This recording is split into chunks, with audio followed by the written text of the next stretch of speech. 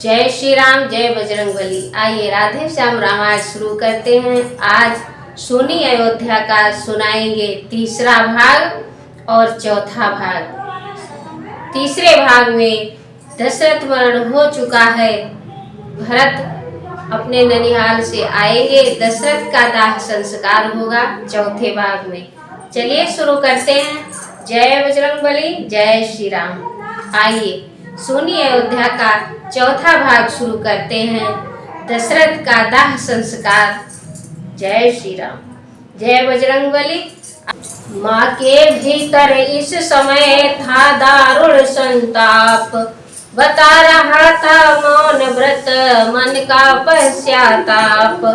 भरत लाल ने इधर फिर कहा आप ही आप, उदय हुआ किस जन्म का मेरा विधना पाप।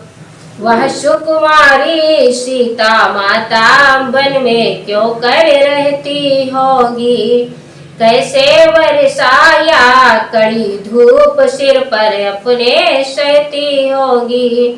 दिन में तपती बालों में चल अत्यंत विकल होती होगी, रजनी में सूखे पत्तों पर या कांटों पर सोती होगी।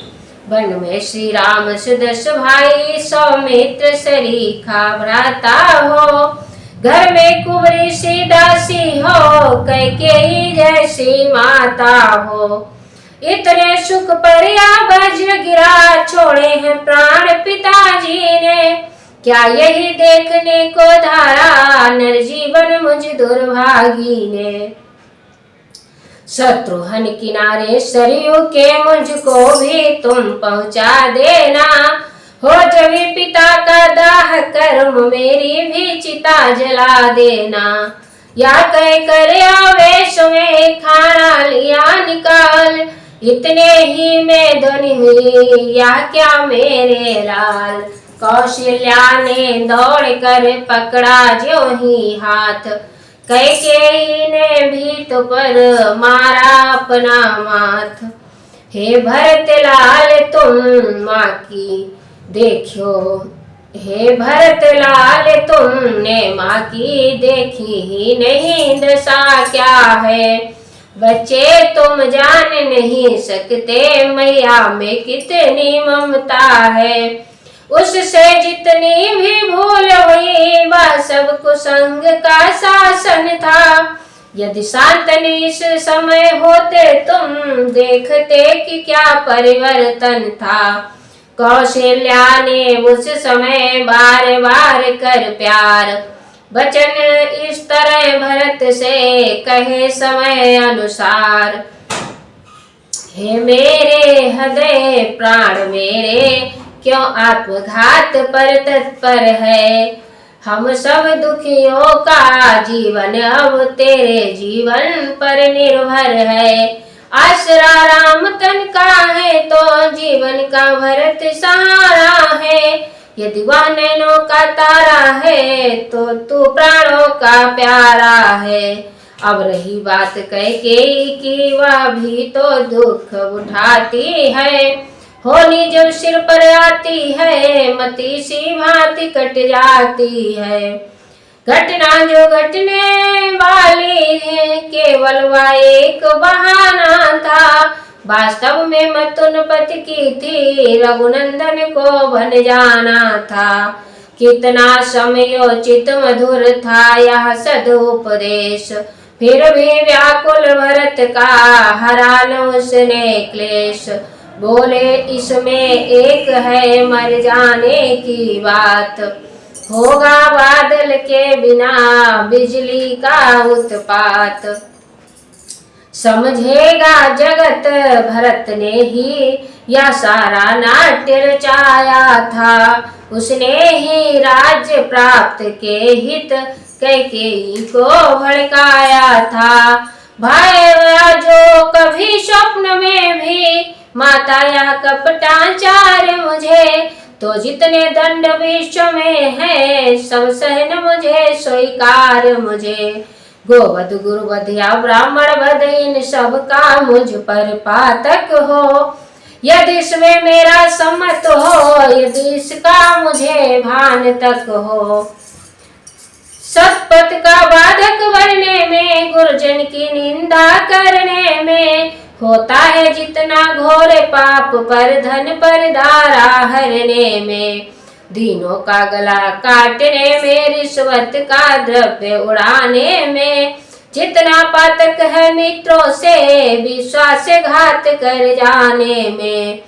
विधवाओं और अनाथों का धन हरने में जो दुर्गति है, मैं उन सब का अधिकारी हूँ जो इसमें मेरी सम्मति है। जो विश्रस भरे कनक घट है, कहते कुछ है करनी कुछ है, उनका फल मुझे मिले इसमें, यदि मेरी कुछ चालाकी है। जो ब्रह्म वंश का द्रोही हो, निज धर्म न जिसको प्यारा हो, उसकी गति पाऊं मैं माता, यदि मेरा तनिक इशारा हो। जो नाम चाहने के कारण नेता जग का कहलाया हो, उसका सब पाप मुझे हो, यदि मैंने यह षड्यंत्र रचाया हो।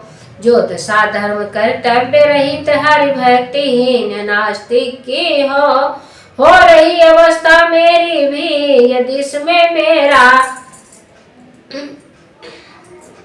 जो दशा धर्म कर्तव्य रहित हरि भक्तिहीन नास्तिक की हो वही अवस्था मेरी भी, यदि इसमें मेरा मत भी हो। या कह कर व्यूहल हुए और गिरे तत्काल, कौशल्या की गोद में कैकेयी का लाल। कौशल्या ने तब कहा उठो मेरे प्राण, सच्चाई को चाहिए और न अधिक प्रमाण। इतना कहकर हृदय से लगा लिया फिर गाल, गुरु वशिष्ठ मंत्री सहित आ पहुँचे तत्काल। आते ही गुरु ने कहा छोड़ो और विचार, पहले कर दो पिता का पुत्र दाह संस्कार। पिता शब्द यह जिस समय पड़ा भरत के कान, पृथ्वी पर लौटे तुरंत रहा न तन का ध्यान। तब वशिष्ठ जी ने कहा तजो व्यर्थ संताप, ज्ञानी होकर किस लिए करते शोक विलाप। सोचो उसको जो मरता है इस जग की माया तृष्णा पर, वह जीता है जो मरता है सच्चाई और प्रतिज्ञा पर। वह जीवित मृतक समान सदा जो अपने लिए जी रहा हो, उसका मरना जीना है जो औरों के लिए मर गया हो। सोचो उसका जो पापी हो बेविचारी लंपट कामी हो, सोचो उसको जो हरि को तज पाखंडों का अनुगामी हो। सोचो उसको जो औरों की उन्नति निराहार कर जलता हो, सोचो उसको जो औरों की उन्नति निहार कर जलता हो। सोचो उसको जो सच्चा बन भोले समाज को चलता हो। सोचो उसको विद्या पाकर मिथ्याभिमान रखता है जो, सोचो उसको धनपति होकर निर्धन को सता रहा है जो। सोचो उसको यश के कारण बन रहा अनुष्ठानी जो है, सोचो उसको जो कीर्ति अमर इसलिए बना दानी जो है। सोचो उसको ऊंचा नीचा जो भेद लगाता अपनों में, सोचो उसको जो पढ़ता है मतलब मंत्रों के झगड़ों में। उस ब्राह्मण को सोचो वह का जो अपने ब्रह्म कर्म से हो, वो सोचनीय व क्षत्रिय जो वंचित निर्धर छात्र धर्म से हो।